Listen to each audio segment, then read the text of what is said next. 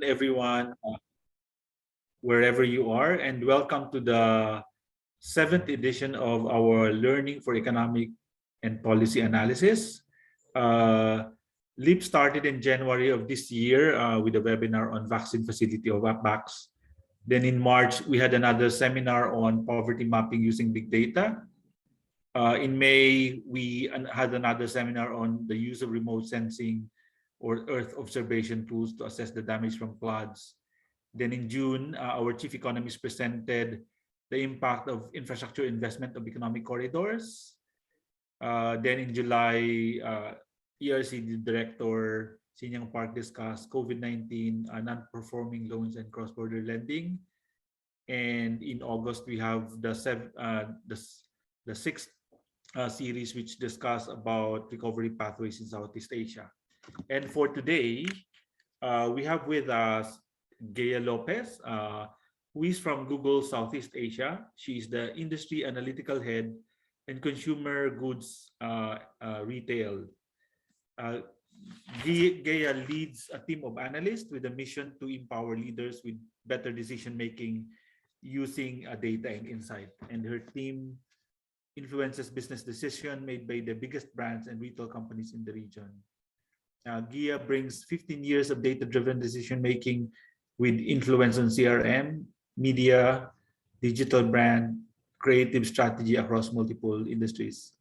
And for today, Gia will be sharing with us the Southeast Asia, the e-Conomy Southeast Asia 2021 Google report. Gea, the floor is yours. Thank you.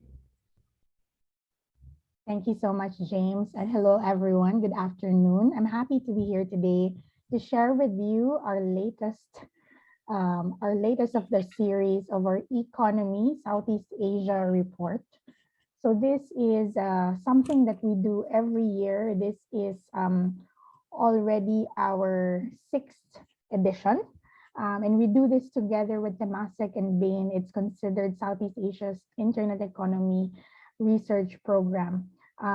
So this research covers key markets in Southeast Asia, as well as key sectors that later on I will be walking you through. So I will talk about a couple of themes. The first one being themes around consumer behavior, the continuing evolution of consumer behavior. Second, in this report is a inaugural section that we launched, which is insights about merchants specifically. So this is SMEs and how they've adopted digital services as a result of the past year. And then the third piece will be about the internet economy across all of the markets that we covered for the study. The fourth one would be about funding. And then the last one is another inaugural portion of the report where we were able to provide an outlook, not just for the longest time since the first edition. The outlook that we were able to provide was from 2015 to 2025. This time around for this report, we have an outlook for the internet economy for Southeast Asia up until 2030, where we see that the region's internet economy will roar towards $1 trillion in GMV in valuation.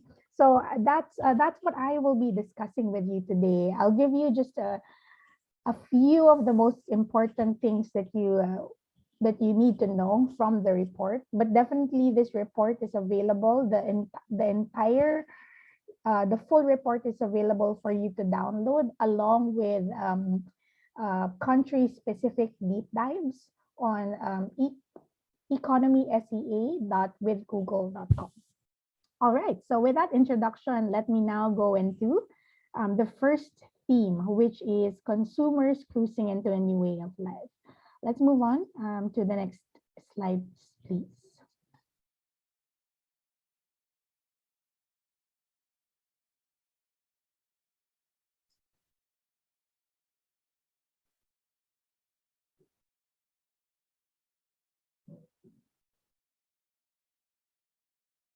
Are we able to move slides, or should I try and project? Sorry, Miss Jay, I'm having some difficulties. Ross, are you sharing the slide? Yes, sir, but I cannot move it. Miss Dulce, could you share it instead? Okay, so while that's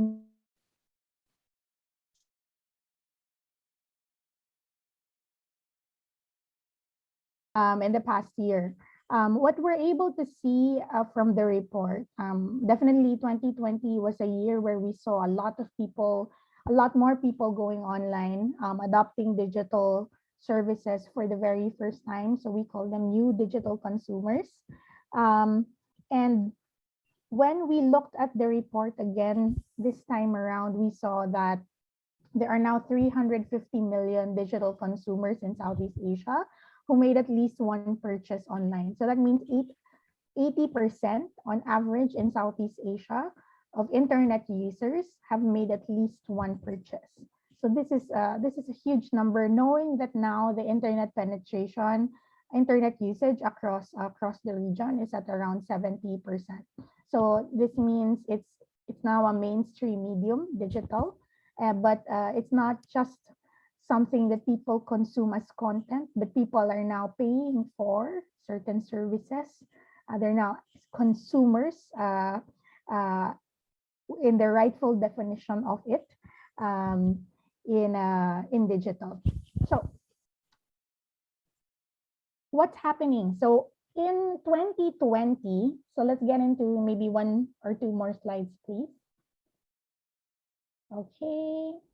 One more. Okay, so this was the slide I was talking through a while ago, 350 million users. But let's get into this one. So let's stop here.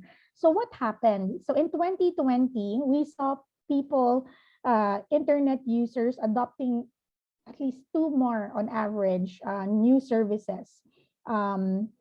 Purchasing something online across a specific sector. So this could be ordering food for the first time, or buying groceries, or transferring money online. But this behavior continued on and spread out into even more types of services. So we see people adding at least plus 1.7 more types of services, which totals to now four new different types of services people are paying for online since the start of the pandemic. And aside from that broadening broadening use cases for digital services, the other thing that's important to understand here in terms of consumer behavior in the next slide is how I mentioned a while ago how it's now a mainstream medium, right? But what's super key here is that it's not just the digital consumers that are concentrated in the metro that is experiencing and conducting this behavior. It's actually also even more so actually coming from the non-metro digital consumer. So that's the next slide, right? So they comprise majority of the new joiners in the internet economy, with 60% of new digital consumers coming from non-metro areas. Let's move to the next slide, please.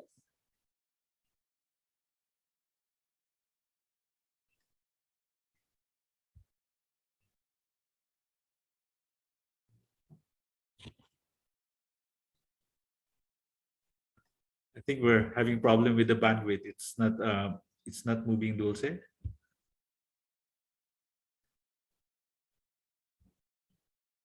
Okay, all right. Perhaps let's the slides can catch up, but those are the most important things for consumer behavior. One is that we see now that 8 out of 10 of 8 out of 10 of internet users in Southeast Asia are now digital consumers. So they've purchased something at least once. Second would be how since the start of the pandemic, they've actually paid for some type of digital service across 4 different types of digital services. And lastly, that this is not concentrated just within the metros. Actually, non-metros comprise majority of the new joiners. So that's something to keep in mind as we think about evolving consumer behavior and what does that mean for us. And this is something that has been outlined as one of the big actionability pieces, which is digital inclusion. So with more people going online for the first time, paying for services for the very first time, and a lot of them coming from non-metros, we need to think about it's now becoming ubiquitous. It's now something that people can freely access. All of these types of services are now within reach, but we also need to make sure that their onboarding experience, as they get to experience all of this, is inclusive and thinks about people who are actually experiencing this for the very first time. So let's move into the next theme, which is digital merchants. So I say that for digital merchants specifically, this is the first time we're featuring them. We profiled 3,000 digital merchants across 6 countries. Just to note that for this specific part of the report, these are B2C focused, so small businesses in food services, consumer services, or retail. They tend to be smaller in terms of size. They also have captured online sales in the past 12 months. And we've surveyed decision makers for this. So across the board, of course, they found digital platforms very helpful in delivering positive impact across, providing jobs, improving their livelihood, providing opportunities, as well as sustaining their revenue. But what's key that we were able to take away from talking to a lot of these SMEs was how helpful it was to ensure the continuity of their business during this past year. So we see on average 35% of merchants in Southeast Asia saying they would not have survived COVID-19 without selling on digital platforms. But when we think about so across the board, they see that it is helpful. But we ask them as well, what would make it even more helpful for you? Where do we think there is room for improvement? So the next slide shows us that they talk about how there's a price barrier. So they cited the reason as digital platforms being too expensive as the main barrier for adoption. So for platforms, that means, or as we enable more merchants onboarding on digital and using digital platforms for their operations and to scale their growth, it is about perhaps offering more promotions and discounts and lowering transaction fees for sellers are the top two that they outlined would make it all much more helpful for them.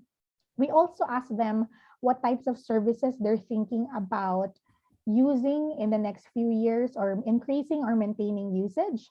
One of the key things that that came through was, of course, digital financial services in the next slide. So either they intend to or continue to increase usage of digital payments specifically. So that's the one with the highest one. But you'll see here as well, some of the other services have very strong intent to either continue or start.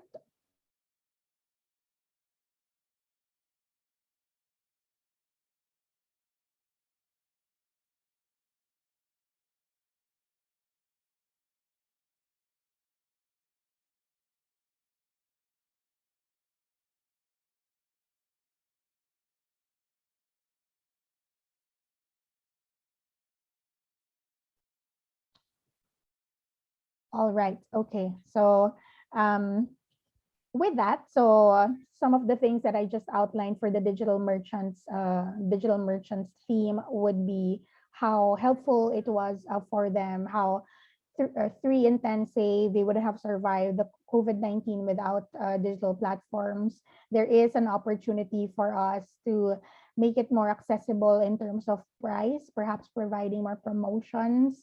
In terms of services, they're looking into either increasing or maintaining their usage of digital financial services, payments being the first, the top of mind for them. And across other services, there's digital marketing that is key for the front end, and in the back end, they've also outlined some of the other things there, like operation software, collaboration, and cloud storage, things that we will outline later on as the new key enablers for the internet economy from 2025 and beyond. So I'll stop here for the merchants portion, where we talk about anticipation and what merchants are thinking about from a long-term perspective, where do they see, um, how do they look at the digital opportunity? So we see here that 82% of merchants anticipate more than half of their sales to come from online sources in the next 5 years.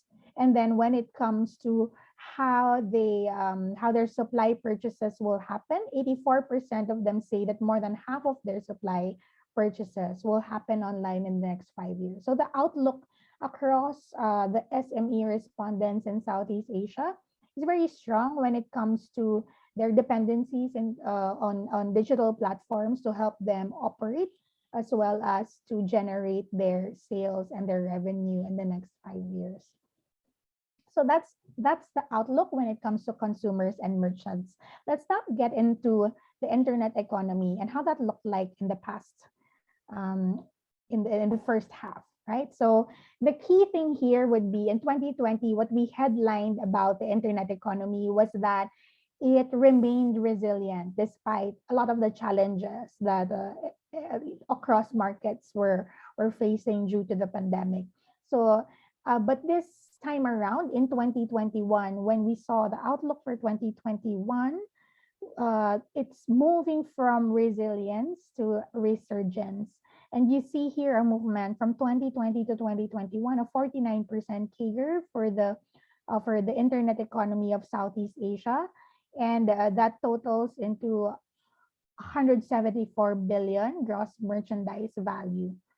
As it relates to the outlook, we see this to double it by 2025 to 363 billion of GMV across the markets that we covered. And that those markets are actually something that we will see in the next slide. So you'll see here in the next slide that Indonesia. Okay, so I think there are just some gaps in the slide, but there should be this one. There you go. So this slide shows you how Indonesia remains to be the biggest internet economy, whether the outlook is in 2021 or in 2025. They grew 49% in CAGR from 2020 to 2021 to a strong $70 billion of GMV. So this will be the main driver in terms of volume for the region. But I'd want to point your attention to the Philippines, who grew 93% CAGR from 2020 to 2021, largely driven by e-commerce adoption. And it will continue to grow very strongly up until 2025 to 24% CAGR. So another one to look into would be Vietnam, and look at Vietnam versus Thailand, right? So you see here, for example, in 2021, Thailand at 30 billion GMV, Vietnam at 21. And then we move into, you see here a huge growth from Vietnam that will make it at par with Thailand by 2025. So it's going to be 57 billion of GMV to 56 billion of Thailand. So it'll grow faster. It will be the fastest growing market from 2021 to 2025. So those are some of the key things to remember when we look at the country-specific breakdown. Now, when we look into the next slide, which shows us a picture of the sectors, so you'll see here, of course, that the growth is largely driven by e-commerce. And e-commerce really becomes quite mainstream, including a lot of the small transactions that we will see in e-commerce. Some of the things and headlines here for transport and food. So transport remains muted due to the changes in all of the mobility restrictions, but food delivery is really what's driving this sector. It continues to be strong. For online travel, you see that it continues to face challenges from 2020 to 2021, but there is an outlook of bullish recovery in the next few years, as that that feeling of love for travel will soon want to get satisfied once things get better. But what we do see that allowed for this to remain resilient was domestic travel. So staycations as well as rentals, vacation rentals were the ones that shined during this year when it comes to online travel. And of course, with people still remaining indoors and spending a lot more time at home than usual, we continue to see growth in online media.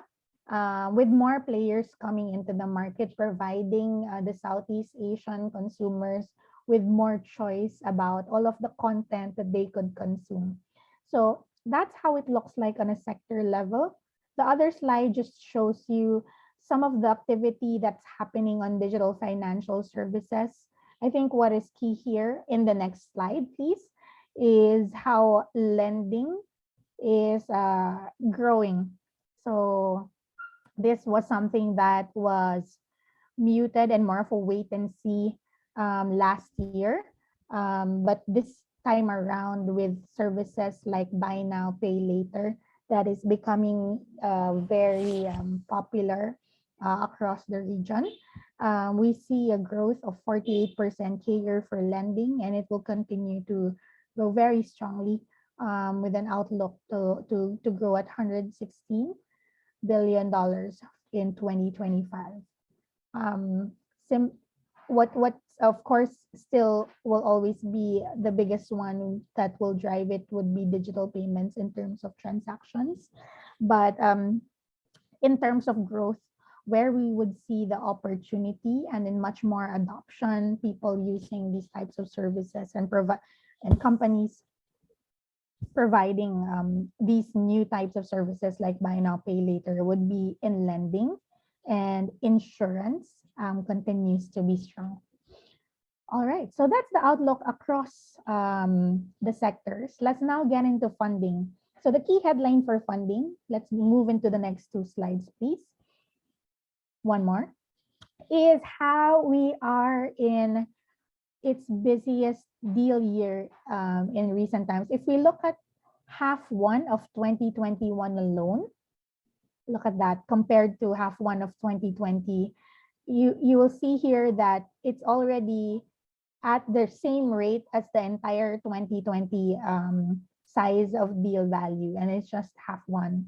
So this is driven by big ticket deals like J&T Express, which is a delivery logistics service, and Caro. So Caro is a auto marketplace.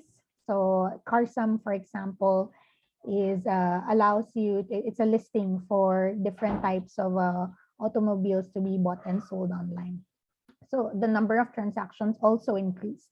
So it's not just the deal value, but also the number of deals that was able to happen during just the first half of 2021. When we move into the next slide, we will see here where the money is going. So seed and series ABC rounds are hitting an all-time high in half one of 2021, which means, what does that mean? It means investors are supporting early stage ideas and helping them grow. So and they're supporting it in a much bigger way. So we see that these deals are bigger in terms of size. So let's say, for example, Series A funding was 6x larger in 2021 than in 2017, or Series B is up by 4x over the same period. And Series C, which is a little bit more mature, also saw an increase despite the fluctuations. Now, for our more mature types of startups, we see for Series D and E, it's plateauing because a lot of them are waiting for IPO and how they will be exiting. So mega rounds for D and E have plateaued, but pre-IPO fundraising by the regional unicorns may bring a billion plus more deals back soon. So this is a space that we should watch. If we break that down into sectors in the next slide, you will see that it's largely still driven by e-commerce and digital financial services. But I think what's also super interesting here would be how there is continued diversification. So all the gray bar of others continues to grow. So that shows us a very healthy and actually super strong and bullish investor outlook and funding happening across the region in Southeast Asia. Now on to our very last section, our view of the internet economy through to 2030. So how does that look like that looks like in Southeast Asia is actually entering the digital decade with seismic shifts in consumer and merchant behavior, meaning the internet economy could reach a trillion GMV by 2030. So that when it comes to drivers, talent, specifically technical talent with technical skill sets remains critical to success, along with new enablers like data regulation, infrastructure, and an equitable development of the internet economy. So we see here um, an outlook of us possibly reaching a trillion GMV by 2030, with e-commerce continuing to propel the economy forward. Online grocery, while not as ubiquitous, so could reach a penetration of 10 to 20% in terms of versus total groceries. The online transactions for groceries will be around that much for this type of outlook. And transport and food, as well as online media, will continue to unlock the next wave of growth. So let's take a look at how that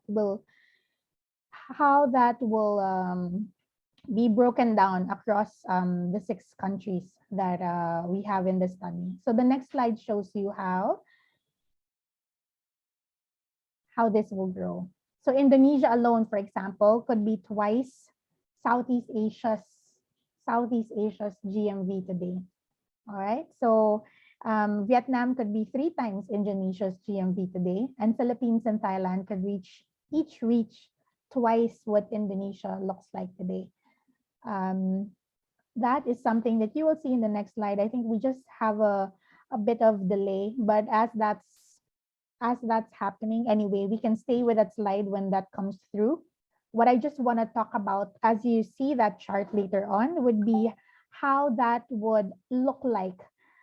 So what does a $1 trillion GMV in the region look like? What could it look like for us? So what this means would be consumers living and breathing digital. E-commerce, what we see here is that around 50% of all retail spending will be online versus the 10% that it is today. Online groceries, 1 in 4 grocery dollars will be spent online. Transport will be transformed with more technology-assisted interactions, whether it's drones, robotics, etc. When it comes to digital payments, we see embedded digital finance with 70 to 80% of transaction values becoming fully digital versus the 40% that it is today. We will also see global players with Southeast Asia brands scaling up, with homegrown digital champions winning beyond Southeast Asia. I think we have the likes of T Group, for example, that's trying to launch in South America, South America, and we have Grab, of course, in their very recent public listing in Nasdaq. So those are just early indications of what it could look like in the next few years. And then there's also extension beyond these 6 markets that we are looking at today. So we look at Brunei, Laos, Cambodia, and Myanmar, where we could see even more new consumers integrating across Southeast Asia, including these frontier markets. So I've talked about some of the momentum drivers a while ago, and every year we report back the progress of these momentum drivers and how we're faring. So we can stay at this slide. I think this is okay so that people can just take a look at the 2030 outlook, and I can just talk through some of the momentum drivers. So it's been 6 from the very first time we launched this report: payments, funding, logistics, internet access, consumer trust, and talent. Across those 6, I think the first 5 we've managed to solve as an ecosystem in the past in the past few years, and talent is the only one that's remaining for us to continue to solve, specifically technical skill sets. As a lot of these opportunities open up, people should upskill or reskill so that they could really capture those new opportunities to further their livelihoods. There will be emerging enablers, and some of these I've actually touched on a while ago. So these are, perhaps if we could move to the next two slides, please. One more slide. So the last slide in my presentation just talks about some of these emerging enablers that are rising. So we will continue to solve for talent, but there will be three new things that we will now have to solve for as an ecosystem.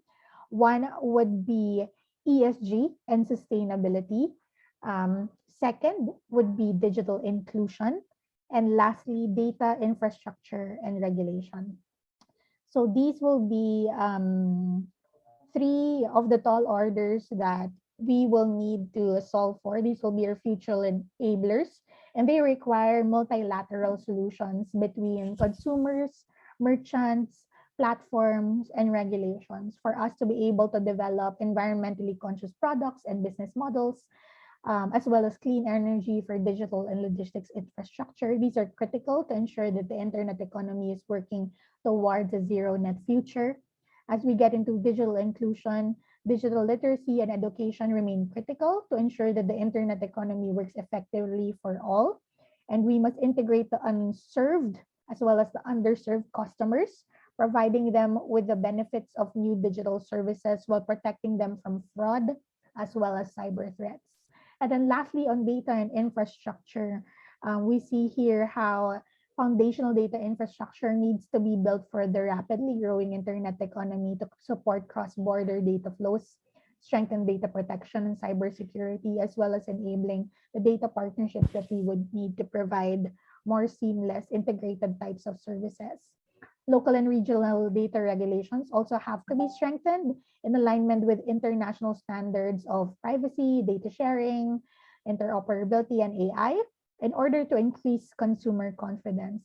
And lastly, digital trade agreements that connect internet economies and reduce regulatory fragmentation must be established so that regional businesses can grow and scale in the internet economy.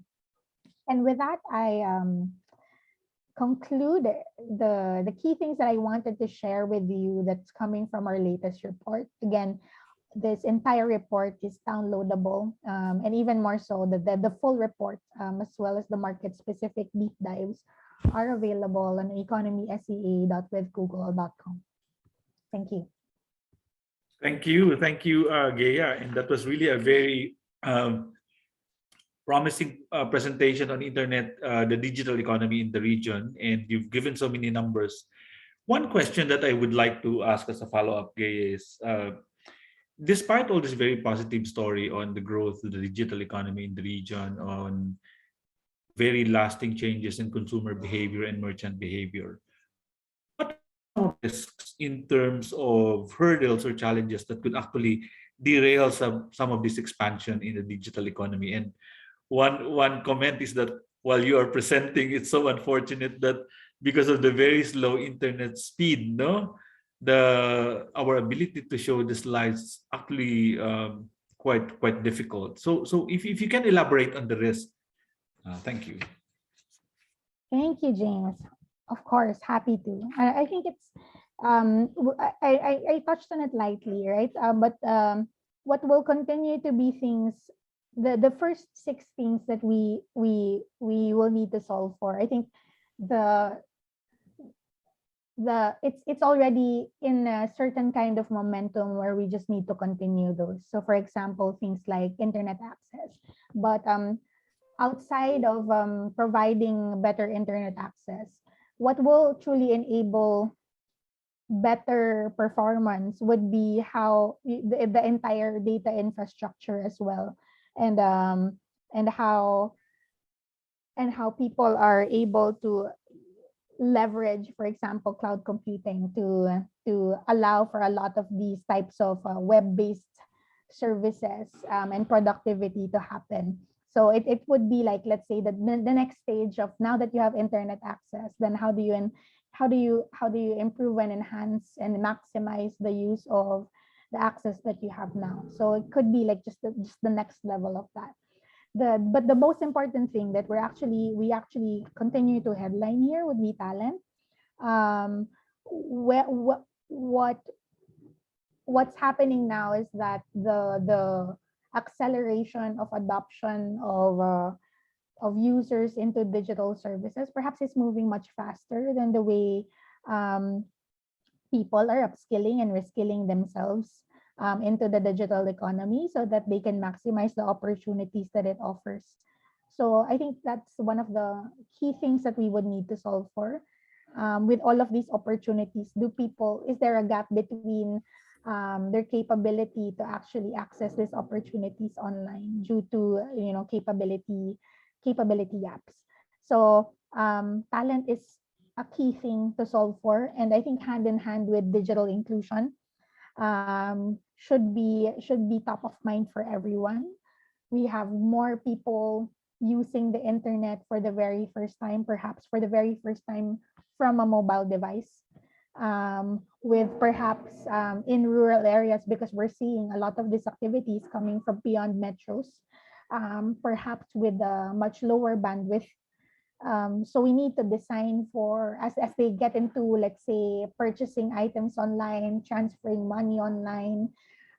We need to design for their the bandwidth that they're able to access from the devices, the range of devices as well that are made available to them, and provide as well upskilling to make them feel more confident about using all of these services.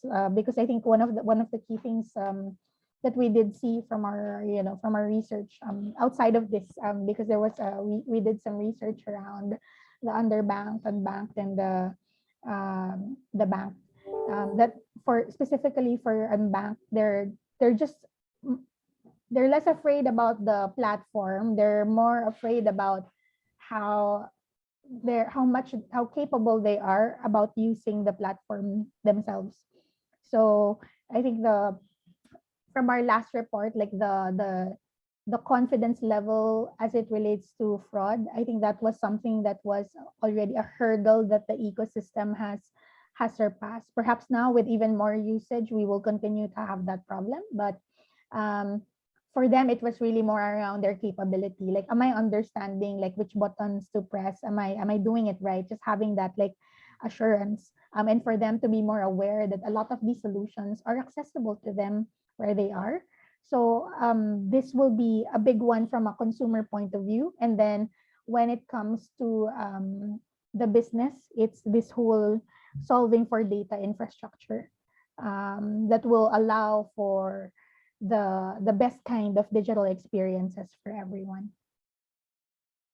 Thank you, Gaya. Let me follow up, because when you were presenting on the performance of different countries in the digital economy, it seems that Indonesia are quite way ahead in terms of size and in terms of speed. Vietnam is really the one that's coming from a low base but really growing so fast. I wonder, what are they doing right in terms of policies, or probably in terms of infrastructure investment, that helps them propel at a faster rate relative to the Philippines? Because I remember there was a survey that Filipinos are actually one of the race in Asia that's spending more time in the internet. But how come it's not translating to what you say in terms of gross market value? Mm. Indonesia and Vietnam are home to some of the region's unicorns. I talked about JNT Express, for example. They are headquartered in Indonesia. We have, of course, Gojek, that could be a bit more familiar, and many others actually for Indonesia. And they have been operating in the market prior to even the pandemic. So they're already household names, and established businesses and services to Indonesians, and which meant that when the pandemic hit, that people already had some set of behaviors that allowed them to just function as they should even with the challenges brought about by the pandemic. For Vietnam, they're also home to some of the region's unicorns. But what's interesting about Vietnam is how they ventured out into content and gaming specifically. So Vietnam is establishing itself as a hotbed for production of content with gaming developers there shipping out games that are used and played not just within Vietnam but globally. So having that, having the having that ability to really grow and nurture, grow and scale uh, some of these businesses and enable them to really realize their vision was key to the growth of these with these key markets. And it will and it will propel their growth. Like for Vietnam, we see, for example, another thing that's growing would be cross-border commerce. We're watching out for that, but that's quite exciting. So we see Vietnam learning their retail exporters learning how to leverage the digital platforms during the pandemic to power their growth and expansion across other markets. And that leads into even like SMEs, who we call it print on demand, where they could like you produce a lot of like novelty items that are marketed very well and then perform very well in big markets like the US or the UK. And this is something that they will continue to grow as they learn a lot more about how digital platforms could be used to grow their business.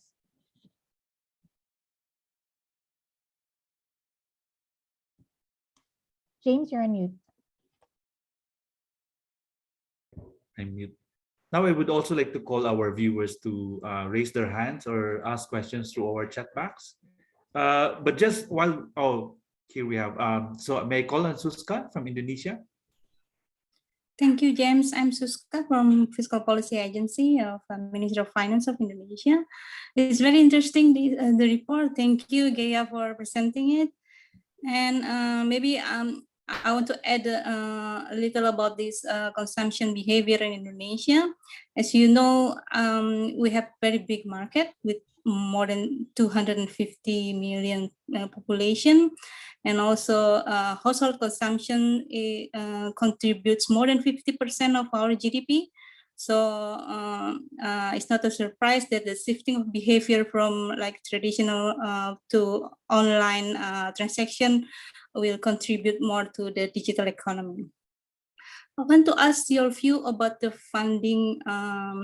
As you may aware, the Bukalapak, one of our unicorns, already had the IPO. The response from the market was quite good when they issued the IPO. But then if we see the progress of the share, the stock price is quite getting decreased. So what do you think it will impact the funding of the digital economy unicorn, especially? Okay, so I'll speak very briefly about that. I think it's very early days to make conclusions, but from our point of view, it is to be expected that once you IPO, it will there will be a lot of excitement around the exit, and then it will start to normalize. So you'll see that decrease happening. So I think it's really just more of a wait and see there. But when it comes to investor confidence, that continues to be very strong across, and getting really excited about supporting the exits as more unicorns get into IPOs. I think it's truly just early days. There's a handful of these startups that have exited into IPOs in recent weeks or months. So it's something that we will observe, and perhaps something that we will, learn from as we go along, perhaps next year. May I call on Dennis next? Dennis, if you want to turn on your video. Thank you.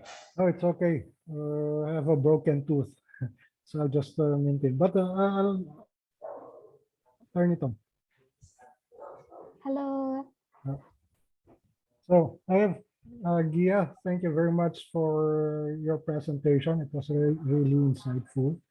Help us gain the background of what's happening in the digital economy right now, especially during the pandemic. But I have questions. First, the figures that you presented are projections. Can we ask whether it's conservative or it's optimistic? Since some seems too high, like for example, projecting 700 billion to 1 trillion by 2030. I was thinking of the population of a country based on the percentage of users. So will it affect? Does it play? And then there are only 350 million digital users in Southeast Asia right now, as you mentioned. So how do you project it? Is it conservative or is it too optimistic? Because in my sense, it's projections usual. Some are, I'm not an economist, by the way. Some are, some seems conservative, while some seems too optimistic. So that's my first question. Okay, thank you so much, Dennis. I think that's a really good question to ask. I think that's why from the very beginning, when we worked on when we embarked on this journey to look into what the opportunity could be for Southeast Asia. From then, it was 2015, what the outlook was up until 2025. We've worked with Temasek to help us really validate as we size the opportunity. So as we got into the journey, we also brought along Bain to help us out. I would say just judging from the start of from the 6 years that we've been reporting, what's happening was really more around us adjusting our numbers upward. What that means would be the numbers are actually just within the average. So it's not super optimistic. It's also not super conservative, because when we look at every year, when we look back at our numbers and we compute and see the size, we then see a positive correction because the internet economy ended up growing faster than what we initially projected. I think for as it relates to the 2030 outlook, we did give a range. So 1 trillion is where we think it could land, but it could be around from 700 billion to a trillion in GMV. Right now, when we're looking at GMV, we're actually just looking at a few sectors. So e-commerce, transport and food, online travel, online media, and when it comes to the sizing, financial services or health tech or ed tech is not even included yet. I think the other bit on the number of users, the 350 million is our current digital consumers. So this means people who have purchased at least one thing online. But when it comes to internet penetration, that's of course much higher. So that would mean it's something that we expect to correct positively every year, hopefully. But we can look at the number, especially the 2030 number, within the range of 700 to a trillion. And we will continue, as we did since 2015, to report back every year how the outlook will change based on also the changing dynamics that we observe across the markets. Thank you, Gia. I think there is also another question from Alfredo. Do you want to ask the question directly? Let me read the question. So there is a question, Gia, about the impact of the digital technology on inequality, in particular because digital economy, one, brings about concentration of businesses in terms of a few big players. Second, it could also affect the price for consumers, especially the lower income. Then you also have the trade-off between jobs created by the digital economy and also jobs destroyed by automation. Also, what's the net effect on inequality?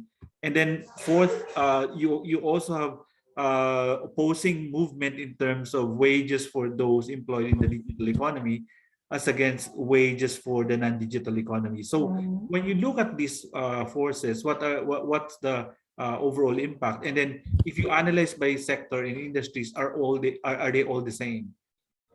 No, thank you so much for raising this topic. I think while we did not have like a deep dive section on inequality, what you would see is how we've underlined digital inclusion and talent to be the most important things that we would need to solve for, to really ensure that everyone benefits from the growth of the internet economies across the region.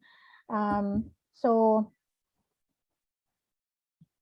they say the only thing that is constant is really change. And we hope that this report allows for us to see just how much that change will happen so that it will inform decision makers of the kinds of changes that they will then have to make when it comes to, let's say, upskilling, training, providing the right resources to small and medium enterprises, allowing them to leverage digital services, but also enabling digital consumers to maximize the opportunities and the services that are made accessible to them online. And in the same light,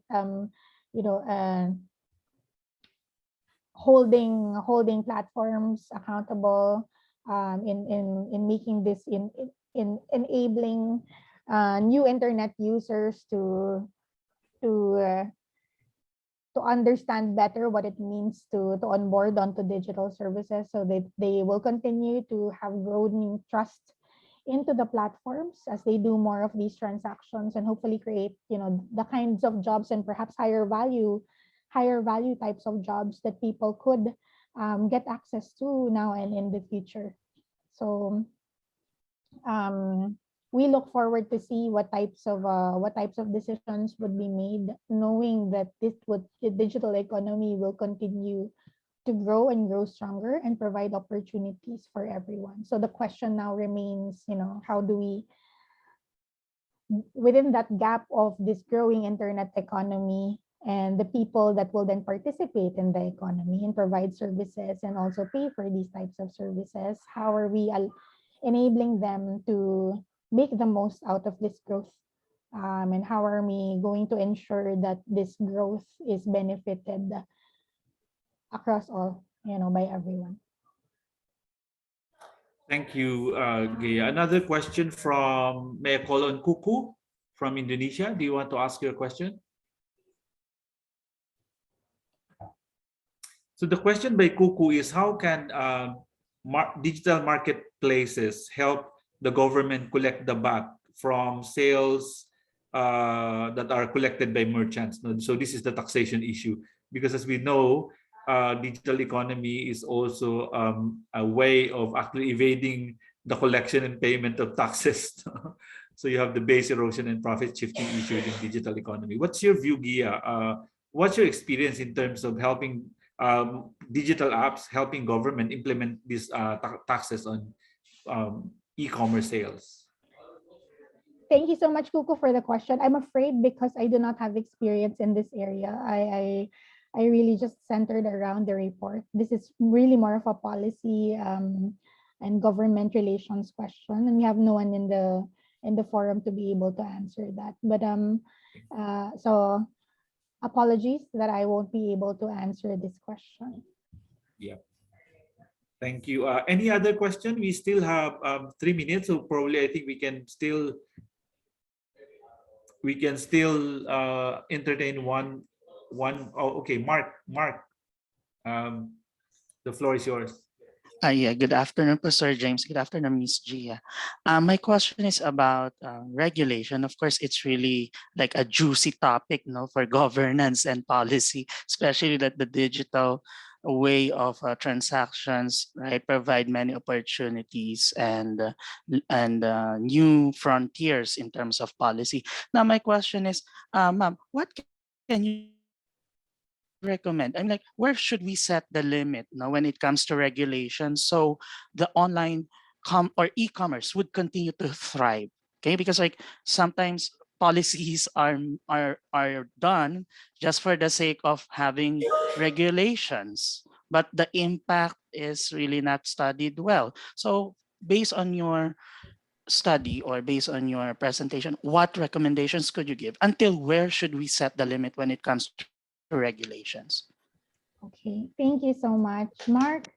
I apologize in advance because I'm not privy to policy types of discussions, and we don't have anyone in the call to help answer these. I don't think I'm the most qualified to answer the question, but I think what could be interesting to look into, at least from a trends perspective, would be to look at the countries that have, that are leading in terms of internet economy size, and look into like the regulations and the policies that enable the growth and continued accessibility of these services in their countries.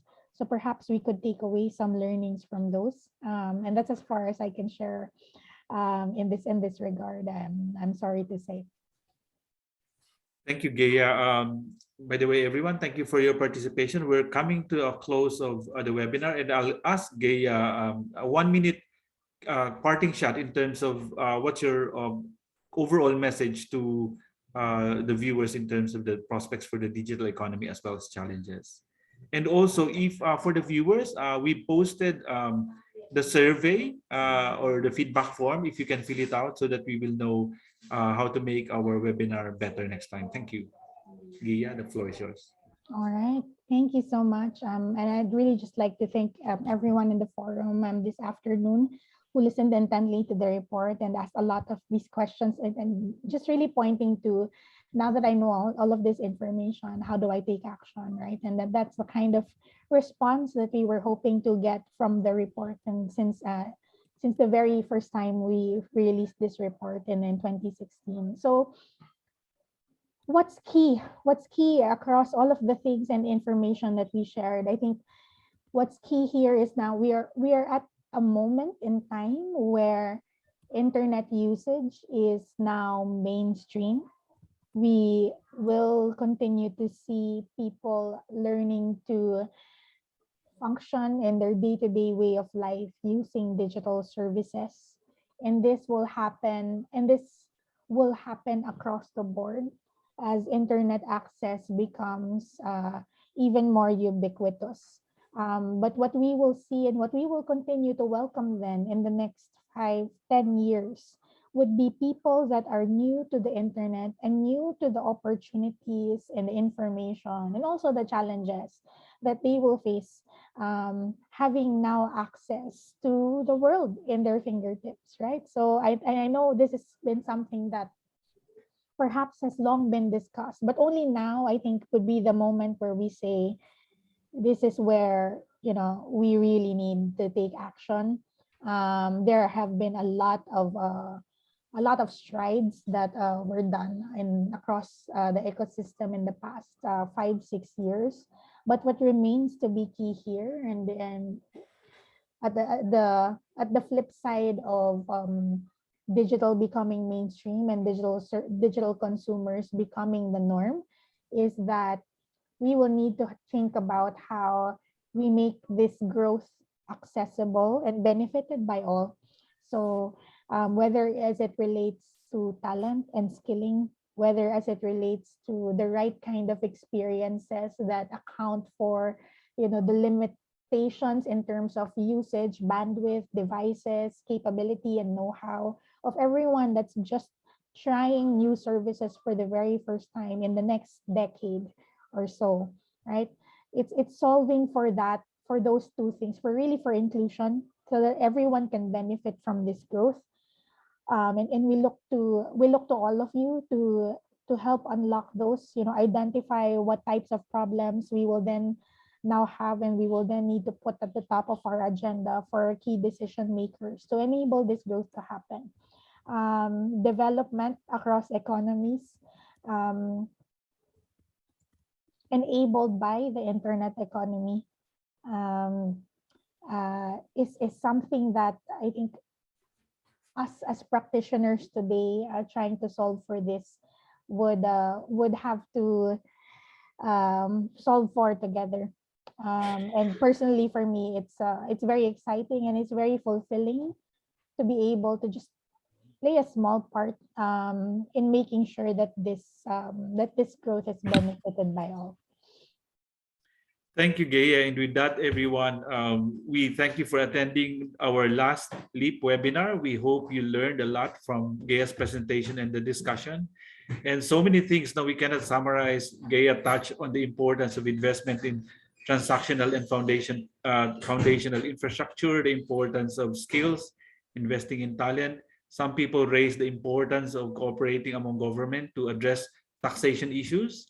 There's also the need to strengthen and provide smarter regulations in terms of data flow, privacy, and cybersecurity.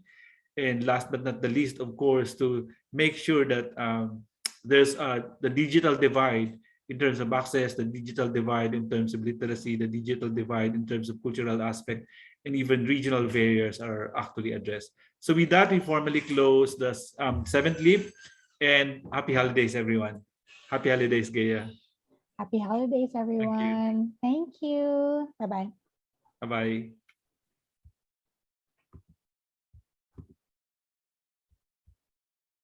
Thank you, Dulce. Thank you, Ross. Thank you all. It was Thank very you. good session. Thank you. Thank you, Alfredo. Thank you, sir. Thank you. Finally, we've finished the webinars now. That's right. Happy holidays, everybody. Thank you so much. Thank you so much. Thank you.